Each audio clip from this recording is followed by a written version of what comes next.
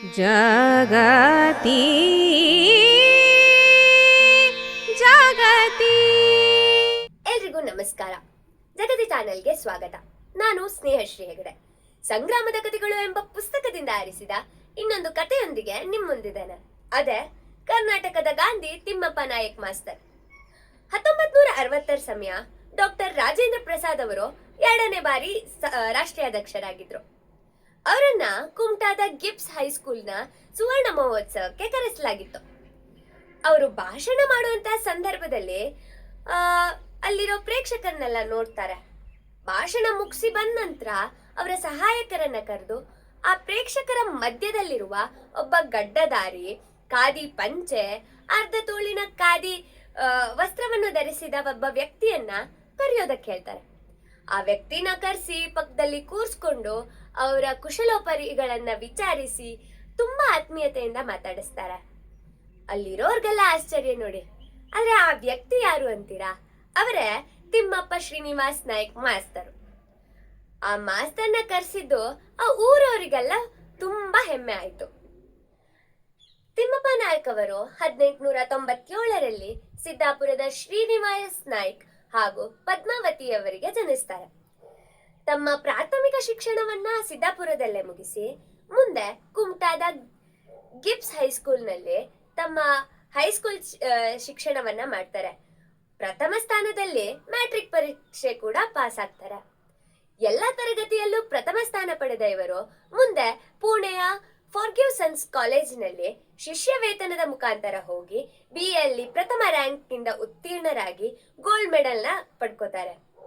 ಬಾಂಬೆಯ ಒಂದು ಪತ್ರಿಕೆಯಲ್ಲಿ flare play ಅನ್ನೋ ಗುಪ್ತ ನಾಮ ಇಟ್ಕೊಂಡು ಬ್ರಿಟಿಷ್ ಸರ್ಕಾರದ ಬಗ್ಗೆ ಕಟು ಶಬ್ದಗಳಿಂದ ಬರೀತಾರೆ. ಹಾಗೆ ಎಮ್ಮೆ ಮುಗಿಸಿದ ಇವರು ಅನಾರೋಗ್ಯದಿಂದ ಮರಳಿ ಸಿದ್ದಾಪುರಕ್ಕೆ ಬರ್ತಾರೆ. ನಂತರ ಸಿರ್ಸಿಯಲ್ಲಿ 1918ರಲ್ಲಿ ಆಂಗ್ಲೋ ವರ್ಣಕ್ಯುಲರ್ ಎ ಗ್ರೇಡ್ ಶಾಲೆಗೆ ಸೇರ್ಕೊಂಡು ಮುಖ್ಯೋಧ್ಯಾಪಕರಾಗ್ತಾರೆ. ಮುಂದೆ ಅದು ಮಾರಿಕಾಂಬಾ ಹೈಸ್ಕೂಲ್ ಎಂದೇ ಆಗುತ್ತೆ. ಅಲ್ಲಿ ವಿದ್ಯಾರ್ಥಿ ಮತ್ತು ಪಾಲಕರಿಗೆ ಇವರು ಪ್ರೀತಿಯ ತಿಮ್ಮಪ್ಪ ಮಾಸ್ತರ್ ಆಗ್ತಾರೆ. ತಿಮ್ಮಪ್ಪ ನಾಯ್ಕ್ ಅವರಿಗೆ ಪ್ರೌಢ ಶಿಕ್ಷಣ ಹೇಗಿರಬೇಕು ಅಂತ ಸ್ಪಷ್ಟತೆ ಇತ್ತು. ಉದ್ಯೋಗ ಆಧಾರಿತ ಶಿಕ್ಷಣ ಅತಿ ಮುಖ್ಯ ಅಂತ ಅವ್ರು ಹೇಳ್ತಿದ್ರು. ಅಂದ್ರೆ ಹೈನುಗಾರಿಕೆ ಇರ್ಬೋದು, ತರಕಾರಿ ಬೆಳೆಯುವುದಿರ್ಬೋದು, ಚರ್ಮ ಹದ ಮಾಡೋದಿರ್ಬೋದು, ಇದೆಲ್ಲ ನೌಕರಿ ಮಾಡ್ಲಿ ಅಂತ ಅಲ್ಲ, ಶಿಕ್ಷಣದ ನಂತರ ಸ್ವ ಉದ್ಯೋಗ ಮಾಡೋಕೆ ಅಂತ ಆಗಿತ್ತು. ಆದ್ರೆ ಅಂದಿನಿಂದ ಇಂದಿನವರೆಗೂ ಮಾರಿಕಾಂಬಾ ಹೈಸ್ಕೂಲು ಸರ್ಕಾರದಲ್ಲಿತ್ತು. ಇವರ ಸಿಲೆಬಸ್ಸಿಗೆ ಸರ್ಕಾರ ಒಪ್ಪದೆ ಹೋದ ಕಾರಣ ಇವರು ರಾಜೀನಾಮೆ ನೀಡಿ ಸಿರ್ಸಿಯ ರಾಷ್ಟ್ರೀಯ ಶಾಲೆಯನ್ನ ಸೇರ್ಕೋತಾರೆ. 1924ರಲ್ಲಿ ಇವರು ಗಾಂಧೀಜಿಯವರನ್ನ ಭೇಟಿಯಾಗಿ ಸಬರ್ಮತಿ ಆಶ್ರಮವನ್ನ ಸೇರ್ಕೋತಾರೆ. ಅಲ್ಲಿಯ ಸರಳತೆ, ಸ್ವಾವಲಂಬನೆ ಅವರಿಗೆ ತುಂಬಾ ಇಷ್ಟ ಆಗ್ಬಿಡುತ್ತೆ. ತದನಂತರ 1926ರ ಸಮಯ ಬಿಹಾರ್ನಲ್ಲಿ ಬರಗಾಲ ಬಂದಾಗ ಗಾಂಧೀಜಿಯವರು ತಿಮ್ಮಪ್ಪ ನಾಯ್ಕ್ ಅವರನ್ನ ಬಿಹಾರಕ್ಕೆ ಕಳಿಸ್ತಾರೆ. ಅಲ್ಲಿ ಸಹಾಯ ಮಾಡಿ ಅಲ್ಲಿರೋ ಬಡ ಬಗ್ರಿಗೆಲ್ಲ ಸಹಾಯ ಮಾಡ್ತಾರೆ. ಒಳ್ಳೆಯ ಕಾರ್ಯಕರ್ತರೆಂದು ಹೆಸರು ಮಾಡ್ತಾರೆ. ಅದರ ನಂತರ ಡಾಕ್ಟರ್ ರಾಜೇಂದ್ರ ಪ್ರಸಾದ್ ಅವರ ಬಳಿ ಕಾರ್ಯದರ್ಶಿಗಳಾಗಿ ಕೆಲಸ ಮಾಡ್ತಾರೆ. ತದನಂತರ ಗಾಂಧೀಜಿಯವರ ಸಲಹೆಯಂತೆ ಸ್ವಾತಂತ್ರ್ಯದ ಕಿಚ್ಚನ್ನು ಹಚ್ಚಿಸಲು ಕರ್ನಾಟಕಕ್ಕೆ ಬರ್ತಾರೆ. 1928ರಲ್ಲಿ ಬೆಳಗಾವಿಯಲ್ಲಿ ಯುವಕರಿಗಾಗಿ ಗ್ರಾಮೋದ್ಯೋಗ ತರಬೇತಿ ಕೇಂದ್ರವನ್ನ ಸ್ಥಾಪನೆ ಮಾಡ್ತಾರೆ. ಇದರಿಂದ ಸರಿಸುಮಾರು 2,000 ಯುವಕರು ಪ್ರಯೋಜನವನ್ನ ಪಡೆದುಕೊಳ್ತಾರೆ. ಯಶಸ್ವಿಯಾಗಿ ಈ ಕೇಂದ್ರವನ್ನ ನಡೆಸ್ಕೊಂಡು ಬಂದ್ರು.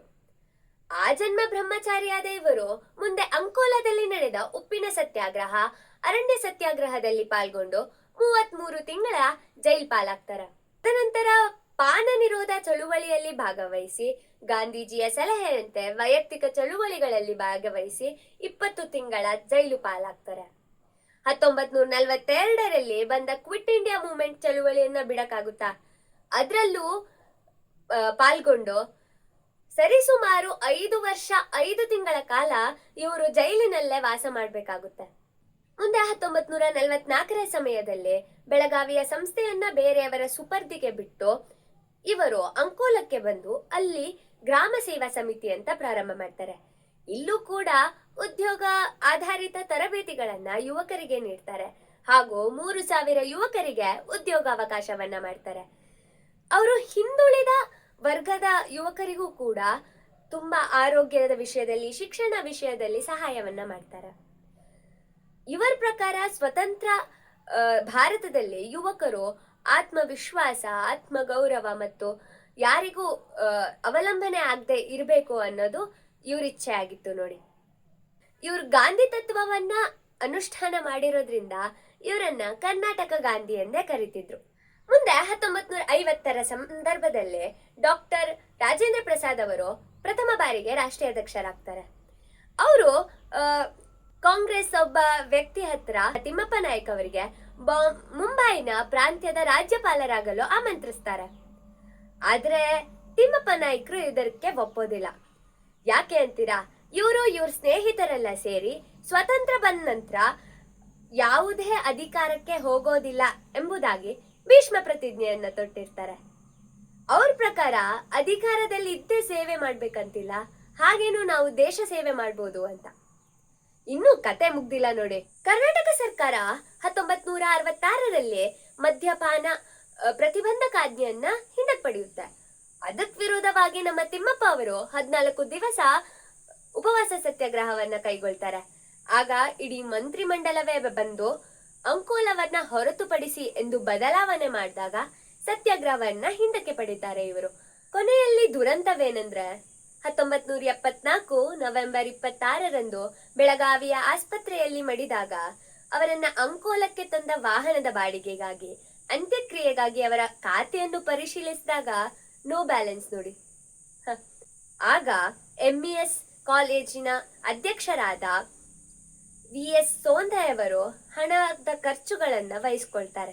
ಇವರು 10ಕ್ಕೂ ಹೆಚ್ಚು ಗ್ರಂಥಗಳನ್ನು ಬರೆದಿದ್ರು.